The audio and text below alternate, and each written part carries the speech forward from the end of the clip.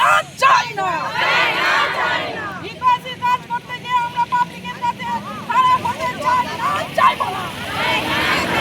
মুখ্যমন্ত্রীর জবাব দাও। অন্নপূর্ণা যোজনা থেকে আসা আইসিডিএস সমস্ত কর্মীদের কেন বঞ্চিত করা হলো?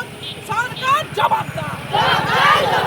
17 বছরের ফিল্ডে সাজানো বাগানকে আমরা খারাপ করতে চাই না চাই না। অন্নপূর্ণার জন্য সমস্ত কিছু ডকুমেন্টস নিয়ে কেন আমাদের মুখ্যমন্ত্রী বা ভিডিও অপমান করলেন তার কৈফিয়ত দিতে হবে। জবাব তোমায় দিতে হবে।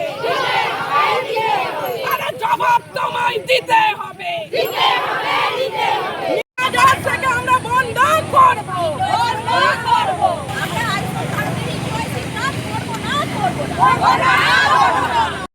দেখুন, এইটা ঠিক, আমরা যেহেতু কর্মী তো বিক্ষোভ তো করতেই পারি না, ওপর থেকে অর্ডার আছে, তা আমাদেরকে এমন একটা সিচুয়েশনে ফেলে দিয়েছে যার জন্য আমরা কর্মীরা আজকে স্যারের কাছে যে ট্রেনিংটা দিতে এসেছিল ট্রেনিংটা আমরা বয়কট করতে এসেছি, যে এই ট্রেনিং আমরা নিতে ইচ্ছুক নয়।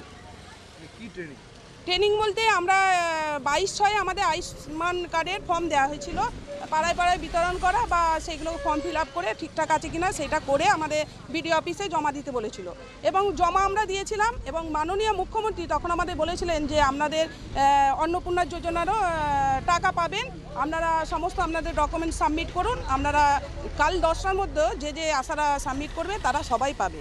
কিন্তু দেখা যাচ্ছে যে 8 তারিখে মিটিংয়ের পর সাধারণ জনগণ যেমন পায়নি, অনেক কিছু হয়েছে গণ্ডগোল, সেটা সবাই দেখতে পাচ্ছে। সেই রকম আশাদের সঙ্গে হলো, অর্ডার দিয়ে দিল যে আশা আইসিডিএস বা চুক্তিভিত্তিক যারা কর্মচারী তারা এই প্রকল্পের আওতায় থাকবে না। তাহলে যখন মাননীয় মুখ্যমন্ত্রী বলেছিলেন যে আমার আশা আইসিডিএসদের 5,000 টাকা বাড়ানো হলো, প্লাস এদেরকে অন্নপূর্ণার আওতায় আনা হলো, তাহলে আজ কেন 8 তারিখের মানে ওনাদের বৈঠকের পর কেন বাতিল হলো? এই বাতিলের আগে কেন তারা সিদ্ধান্ত করে সঠিক ইয়েটা ডিক্লেয়ার করলেন না? এইটাই আমাদের একটা বিরাট প্রশ্ন এবং এইটা নিয়েই আমাদের দুটোকে কেন্দ্র করেই আজকে আমাদের স্যারের কাছে দেখা। ট্রেনিং তো মোটেই নেবো না। আর তারপরে যে কাজ তো আমরা করি, কাজ বন্ধ রেখে আমরা কোনো কিছু আন্দোলনে আমরা নামি না, কাজ করতে হবে এটা আমরা জানি, সে যে কোনোই কাজ হোক, কাজ নিয়েই তো জীবন। কিন্তু কাজের আর একটা হচ্ছে কাজের সময়সীমা, একটু যে সময় দেওয়া সেটা আমাদেরকে সময় দেয়নি। আজ তো আজ, কাল তো কাল, সে আমরা মরি কি বাঁচি সেই সবের দিকে আমাদের নজর দেয় না। আর একটা হচ্ছে এইসব কাজ করতে গিয়ে মা শিশুর যে পরিষেবা সেইটাও কিন্তু বন্ধ হয়ে যাচ্ছে, মায়েদের কাছে সঠিক টাইমে পৌঁছাতে পারছি না, এইরকম বিষয়গুলো কিন্তু উঠে আসছে। আজকে আমরা পশ্চিমবঙ্গ আশাকর্মী ইউনিয়নের পক্ষ থেকে আমরা সবাই সমবেত হয়েছি। আজকে যদিও সেকেন্ড স্যাটারডে, মানে নিয়ম অনুযায়ী আমাদের সেকেন্ড স্যাটারডে মিটিং বলেই ডেকেছেন, কিন্তু আজকে আমাদেরকে আড়ালে ইকেওয়াইসির ট্রেনিং দেবেন, এটাই হচ্ছে ওদের মূল সিদ্ধান্ত, মানে পরিকল্পনা। আমাদেরকে না জানিয়েই এই কাজ করছে। কিন্তু ইকেওয়াইসি ট্রেনিং নিতে গেলে একজন আশাকে মানে কম্পিউটার বিষয়ে মানে ভালোভাবে সুদক্ষ হতে হবে, তবে সে এই কাজটা করতে পারবে।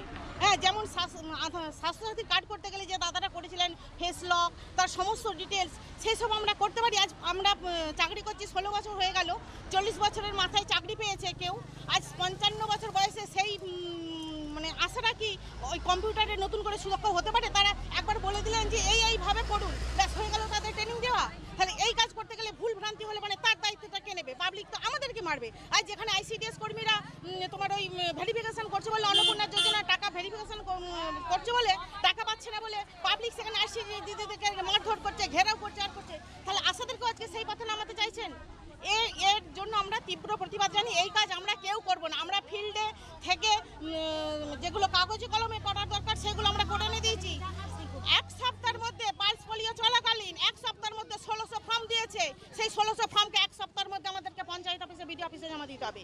এই কাজ করা সম্ভব? এক একটা ফরম্যাটে সিগনেচার 4টে করে সিগনেচার রয়েছে, তার একজনের 5টা করে জেরক্স ভেরিফাই করতে হচ্ছে। সেই সমস্ত কাজ তোমার 1 সপ্তাহের মধ্যে কি করে সম্ভব হয়? আমাদেরকে জোর করে, অথচ যখন বিডিও স্যার ট্রেনিংটা দিলেন তখন বললেন যে জুলাই মাস ধরে কাজ হবে।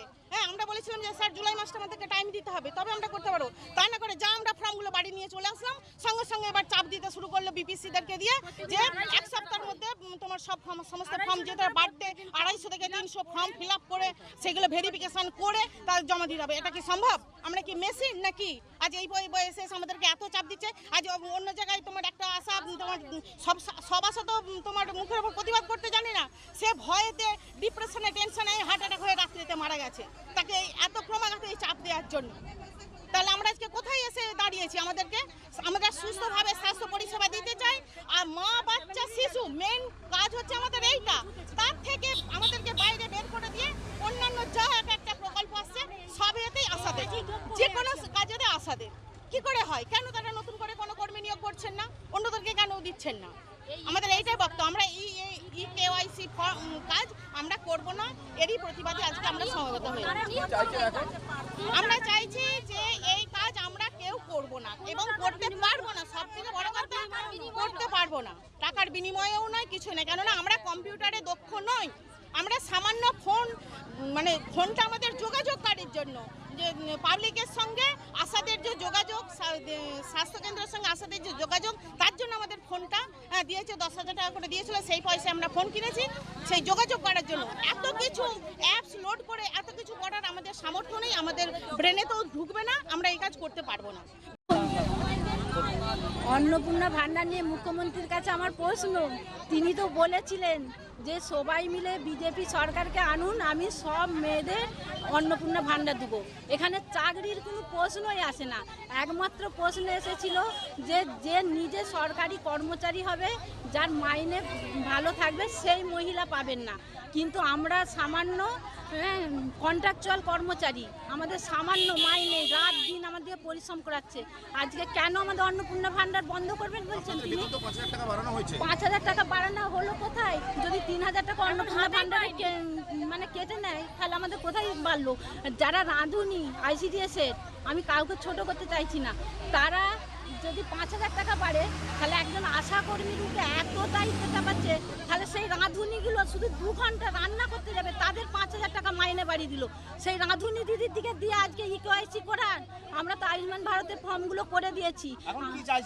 আমরা এখন এই কাজটাকে KYC করবো না, এটাকে আমরা বর্জন করতে চাইছি। পয়সা দিলেও করবো না, আর এমনিতেও করবো না, কারণ আমরা এগুলো করতে পারবো না। আমরা ডাটা এন্ট্রি অপারেটর নয়, আমরা সাধারণ একজন হেলথ কর্মী হিসাবে কাজ করছি, আমরা সেই হিসাবেই করবো।